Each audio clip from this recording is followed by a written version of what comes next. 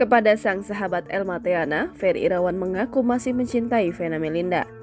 Ferry Irawan berharap Vena Melinda masih mau memaafkan dan kembali kepadanya. Namun sayang, harapan Ferry Irawan justru kandas. Lantaran setelah mengalami KDRT, kini Vena Melinda getol memenjarakannya dan mengajukan gugatan cerai.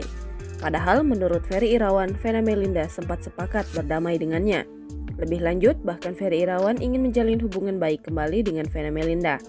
Tak hanya itu saja, menurut pengakuan Ferry Irawan, Vena Melinda juga menyepakati untuk kembali bersama lagi.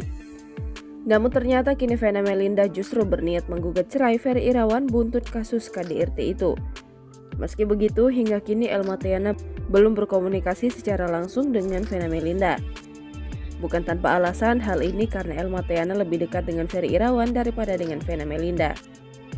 Meski begitu, Elma Theana tidak mengetahui secara persis duduk permasalahan Ferry Irawan dan Vena Melinda.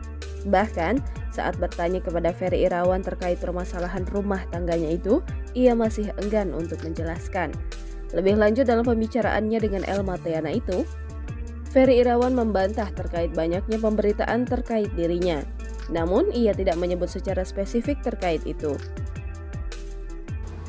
Ferry cinta banget sama Vena.